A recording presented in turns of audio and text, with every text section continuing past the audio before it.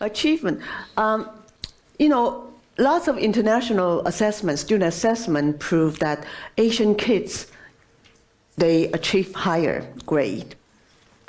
And especially, for example, the Shanghai lessons that they participate the last round of PISA, or last 2 rounds of PISA, that surprised the rest of the world.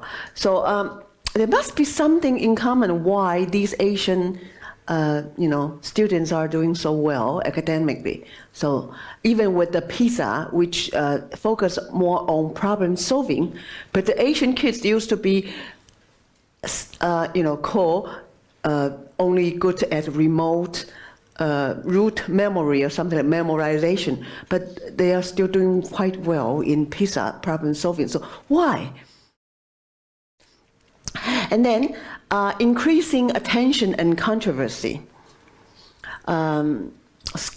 especially in the scholarly debate. This kind of debate has started in the early 1980s when Harold Stevenson started with his project in U.S., I think it's Japan and Taiwan, and come up with a book with the learning gap. I wonder if you still remember Harold Stevenson.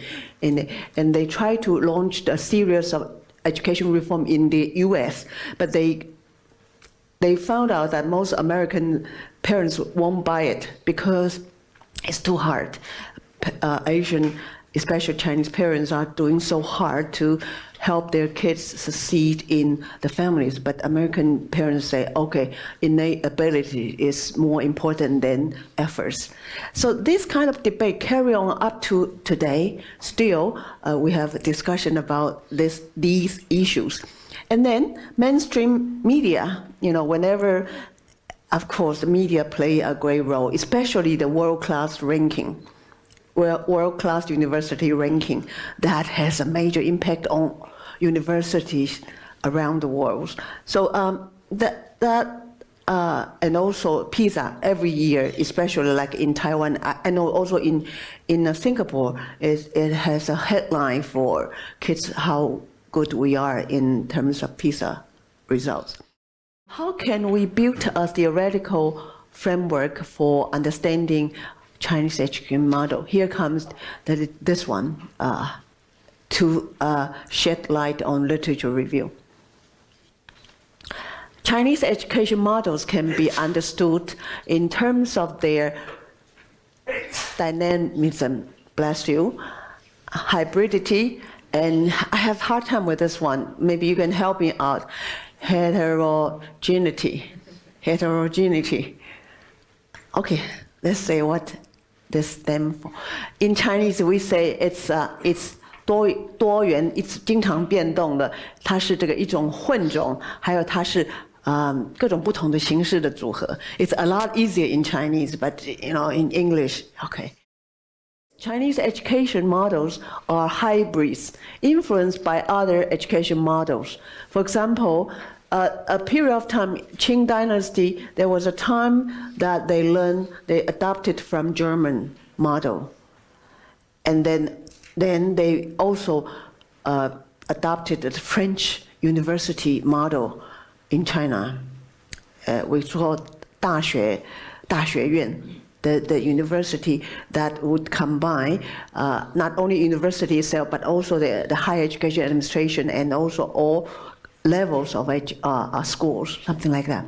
That was a period of Cai Yuanpei in the early 1920s. And then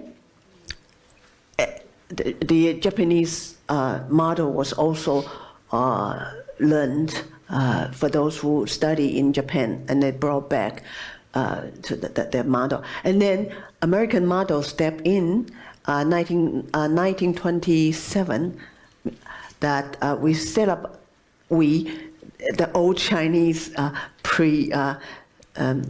the Chinese system, the first 6334, that system was borrowed from the US. So and then all sorts of influences came, welcome.